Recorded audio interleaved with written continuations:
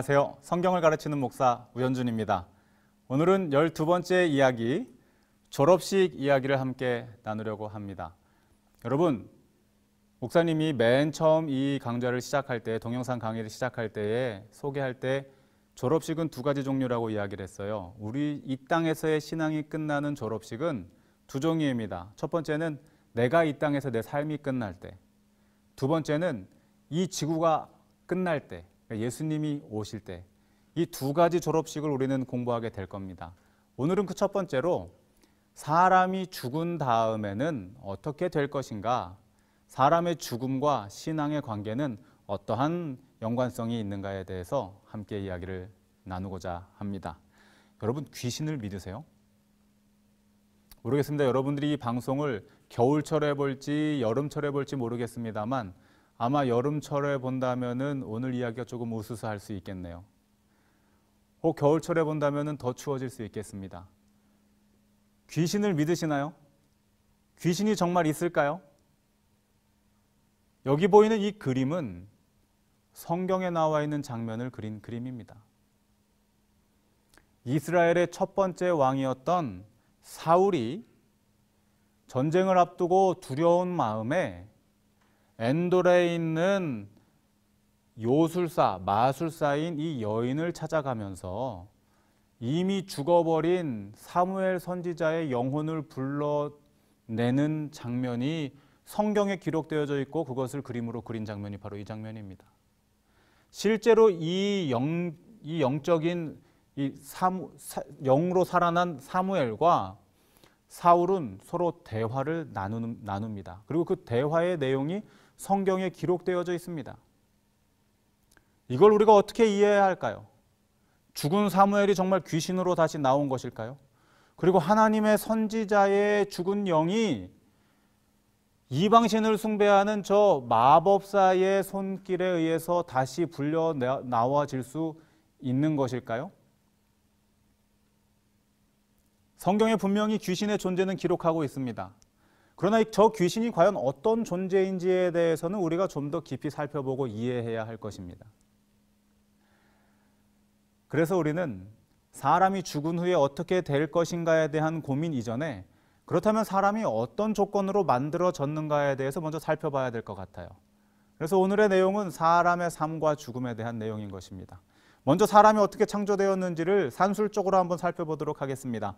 창세기 2장 7절에 보니까 여호와 하나님이 흙으로 사람을 지으시고 생기를 그 코에 불어넣으시니 사람이 생령이 된지라 이렇게 기록되고 있습니다. 여기서 우리는 몇 가지 중요한 요소들을 살펴보게 됩니다. 발견하게 됩니다. 흙으로 생기를 생령이 되었다.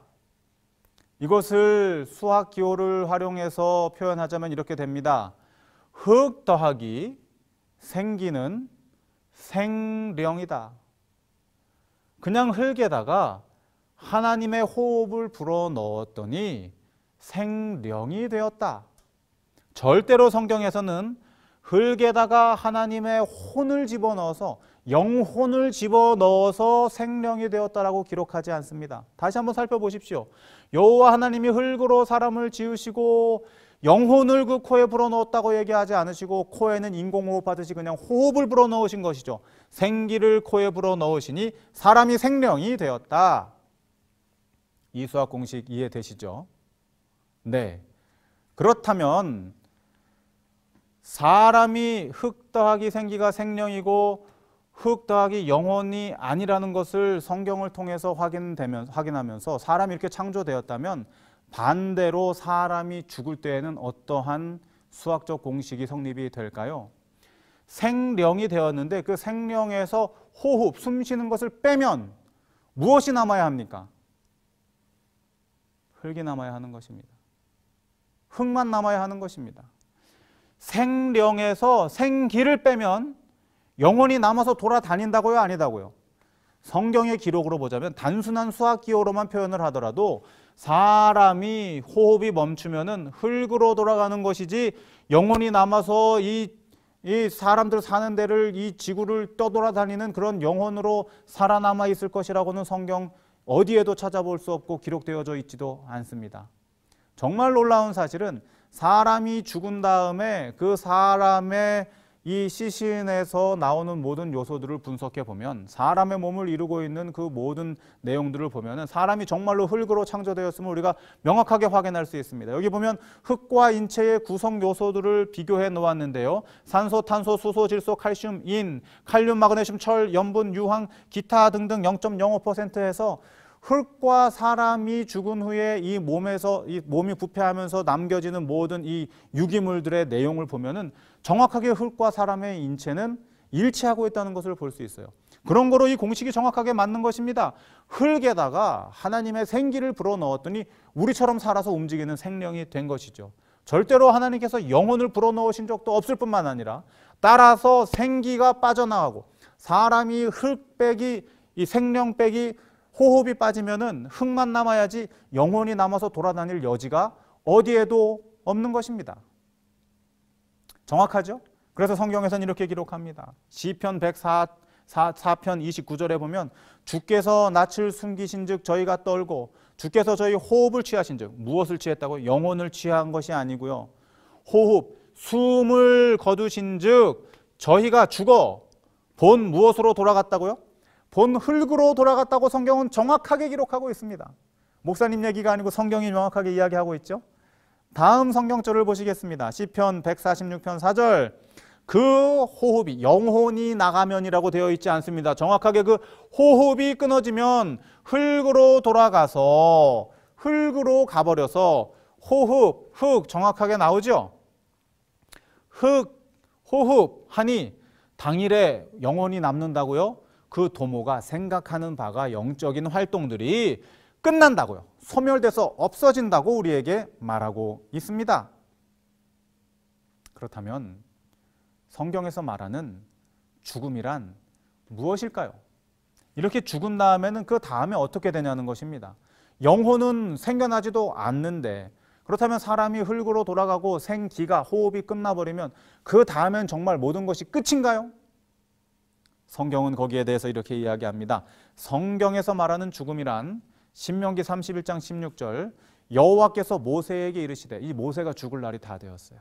그래서 이제 모세가 운명을 하게 되는데 여호와께서 모세에게 알려주는 것입니다. 너 죽으면 어떻게 된다라고 알려주시면서 하시는 말씀이, 모세에게 이르시되 너는 너의 열조와 함께 뭐 하라고요? 뭐 하라고요? 자라고요. 성경에 보니까 죽은 사람을 뭐로 이야기하는 거예요? 잠으로 표현하고 있는 것입니다. 왜 잠으로 표현하고 있을까요? 성경절 하나 더 보겠습니다. 이제 신약으로 넘어와서 요한복음 11장 11절에서 14절에 보면은 나사로가 죽은 이야기가 나와요. 나사로가 벌써 죽은 지 사흘이 지나서 그 몸에서 시체 썩는 냄새가 날 정도로 그렇게 되었다고 성경은 기록합니다. 그런데 예수님께서 말씀하시기를, 이 말씀을 하신 후에 또 가라사대, 우리 친구 나사로가 뭐 했다? 뭐 했다고요? 잠들었다. 아니 분명히 멀쩡하게 있다가 죽은 사람, 정확하게 죽은 사람, 시체가 썩는 냄새가 나는 그 시신을 향해서 나사로가 잠들었다고 예수님 말씀하십니다. 그래서 사람들이 아니에요, 죽은 거 맞아요 그랬더니 예수님께서 뭐라 그래요? 밝히 이르시되 맞다. 니들이 말하는 대로 나사로는 죽었다. 너희들의 표현대로라면 죽었다. 그러나 성경의 관점에서, 하나님의 입장에서 볼 때에 그 죽음은 완전히 끝나버리는 죽음이 아니라 잠들어 있는 것과 같다라고 이야기하는 것입니다. 이것은 무엇을 의미하냐 하면, 이렇게 죽었어도 영혼이 돌아다니지 않는다 할지라도, 흙으로 돌아간 존재라 할지라도 다시 깨어날 일이 있다는 것입니다. 이 땅에서 죽는 죽음은 영원한 끝이 아니라, 한 번 죽은 것은 사람에게 정해진 것이지만 반드시 그 모습 그대로 다시 한번 부활하는 일이 있을 것이다. 잠자다 일어나는 것처럼 다시 한번 부활하는 일이 있을 것이다라는 걸 우리에게 시사하고 있는 것입니다. 다음 성경절을 보실까요? 사람이 언제 깰까? 그럼 한번 죽었던 사람이 언제 깨어날까? 데살로니가전서 4장 16절은 말합니다. 주께서 호령과 천사장의 소리와 하나님의 나팔로 친히 하늘로 쫓아 강림하시리니. 이게 무엇이에요? 예수님께서 이 땅에 다시 재림하시는 그 날, 그리스도 안에서 죽은 자들이 먼저 뭐 한다고요? 죽었던 자들인데 잠자는 사람들처럼 뭐 한다고요? 일어난다고요. 일어난다는 것입니다. 언제요? 예수님 오실 때 다시 일어난다는 것입니다. 요한복음 5장 28절 29절 무덤 속에 있는 자가 다 그의 음성을 들을 때가 오나니, 그러니까 죽은 사람은 다 반드시 예수님의 음성을 듣고 일어날 것이란 말이에요. 착한 일을 했든 나쁜 일을 했든 예수님을 믿었든 믿지 않든 간에 이 세상에 어떤 존재든지 사람으로 태어났으면 죽었다가 다시 일어날 거라는 거예요. 무덤 속에 있는 자가 다 그의 음성을 들을 때가 오나니 선한 일을 행한 자는 첫 번째 생명의 부활로, 악한 일을 행한 자는 두 번째 심판의 부활로 나오리라. 아하, 다시 일어나는데 타이밍이 다르단 말입니다. 선한 일을 행한 사람은, 그리스도 안에서 죽은 자는 첫 번째 부활로 생명의 부활이라고 말하고, 두 번째 악한 일을 행한 자들은 두 번째 부활인데 심판을 받아 완전히 끝나버릴 그 부활로 다시 나오게 된다. 성경은 정확하게 기록하고 있습니다. 그러니 여러분 생각을 잘 하셔야 돼요. 이 땅에 한번 살다가 그냥 가면 끝이지 절대 아닙니다. 여러분들이 이 땅에서 어떻게 숙제하고 어떻게 살았냐에 따라서 죽었더라도 반드시 한 번은, 좋은 부활에 참여하든 슬픈 부활에 참여하든 두 부활 중에 한 번은 여러분 반드시 일어나게 되어 있는 것입니다. 그런 거로 이 땅에서 하루하루를 사는 것을 헛되게 함부로 막 살아서는 절대로 안 되는 거예요. 여러분 어린 시절이라고 해서 아직 나는 경험이 없고 철이 없으니까 용서받을 수 있겠지, 그런 생각은 여러분 하지도 마십시오. 그러다가 여러분 언제 우리 인생이 어떻게 졸업식을 맞이할지 몰라요. 그리고 우리는 반드시 이 두 가지 부활 중에 한 부활에 일어나게 되는 것입니다. 그런 거로 오늘 하루를 어떻게 사느냐가 우리에게는 너무나 중요한 것이죠. 아마 이야기를 들으면은 여러분들이, 목사님 저는 여태까지 살면서 죽은 사람이 깨어난 거는 한 번도 본 적이 없습니다. 아무리 성경이 진리 하더라도 목사님 이건 너무 억측 부리시는 거 아니에요? 사실 목사님도 한 번도 본 적이 없어요. 그러나 목사님은 예수님을 믿습니다. 예수님을 믿고 성경을 믿어요. 성경에서는 예수님이 어떻게 하셨는지를 이렇게 기록합니다. 요한복음 11장 25절 예수께서 가라사대 나는 부활이요 생명이니 나를 믿는 자는 죽어도 살겠다. 예수님께서 부활 자체이시라는 것입니다. 예수님을 믿는 사람은 부활도 믿도록 되어져 있다는 것입니다. 예수님께서 그리고 실제로 그 본을 보이셨어요. 사도행전 10장 39절에서 40절에 보면 저희가 나무에 달아 죽였으나, 예수님께서 십자가에 달려서 돌아가셨으나 어떻게 하셨다고요? 하나님께서 3일 만에 다시 살리셨다는 거예요. 예수님께서 죽으셨다가 살아나셨다면, 그래서 죽음의 문을 부수시고 부활하셔서 다시 살아나시는 경험을 하셨다면, 예수님을 그대로 따라 사는 사람은 예수님처럼 죽었다가도 뭐 할 수 있는 거예요? 다시 살 수 있는 것입니다. 이것이 성경의 가르침인 것입니다. 그러면 그 부활의 시기가 언제라고요? 우리가 지난번에 좀 전에 미리 먼저 이야기했듯이요, 두 가지 부활이 있다 그랬죠. 요한계시록 20장 6절에 보면은 첫 번째 부활에 참여하는 자들은 복이 있겠다. 영생의 부활, 생명의 부활. 이들은 어떻게 된다고요? 예수님 재림하셨을 때 예수님과 함께 하늘로 올리움을 받아서 어떤 일을 하는가? 그들이 하나님과 그리스도의 제사장이 되어 천년 동안 그리스도로 더불어 왕노릇하리라. 하늘 천사들도 해보지 못한 오직 하나님 아버지와 예수 그리스도와 성령님께서만 가지고 계시는 그 고유 권한인 하늘의 왕노릇을 누가 하게 된다고요? 저와 여러분들이 하게 된다는 것입니다. 우리가 첫째 부활에 참여하게 된다면요. 그러나 안타깝게도 심판의 부활에 참여하는 자들도 있다는 것입니다. 요한계시록 20장 5절에서 10절에 그 나머지 죽은 자들은 그 1000년이 차기까지 살지 못하더라. 1000년 동안 이 무덤에 갇혀 있다가 다시 새 하늘과 새 땅, 우리 다음과 마지막 과목으로 공부할 새 하늘과 새 땅이 이 땅에 다시 내려오는 삼림이 있을 때에, 예수님께서 다시 이 땅의 하늘 왕으로서 오시게 될 때에, 그때 죽은 자들이 다시 사단 마귀와 함께 이 부활해서 이 하늘 도성을 공격하려고 나올 때에 또 저희를 미혹하는 마귀가 불과 유황못에 던지우니, 이들이 마귀와 함께 영원히 원래 존재하지 않았던 것처럼 완전히 사라져버리는 영원한 멸망을 받게 되는 심판이 있게 된다고 말하고 있습니다.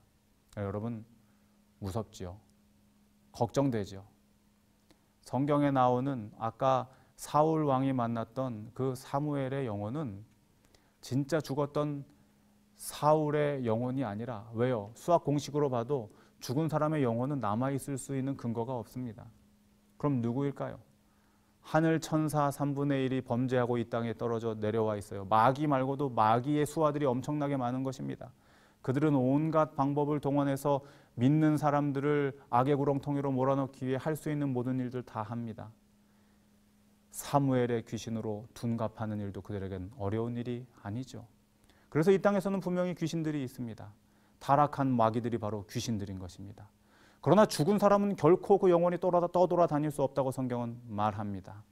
그리고 죽은 자들은 비록 영혼이 떠돌아다니지는 않지만 언젠가 반드시 심판의 부활 아니면 구원 얻는 영원한 생명의 부활, 두 부활 중에 한 부활에 참여하게 될 것이라고 말하고 있습니다. 그거는 언제 결정한다고요? 오늘 우리가 어떻게 사느냐를 통하여 그것이 결정된다고요. 저는 우리 청년들을 믿습니다. 우리 청소년들을 믿습니다. 여러분의 깨끗하고 선한 양심을 믿습니다. 저는 여러분들의 눈동자에 담겨져 있는 그 진실됨을 목사님은 믿습니다. 우리 예수님께서도 여러분을 믿으실 것입니다. 여러분, 오늘 하루를 예수님 의지해서 예수님과 함께 생활함으로 우리가 언제 우리의 삶의 졸업식을 맞든 첫 번째 부활에 참여하여 예수님과 함께 영원한 나라에서 함께 사는 우리 모든 청소년들 되기를 진심으로 바랍니다. 여러분, 오늘은 여기까지입니다. 다음 시간에 또 만나요. 안녕.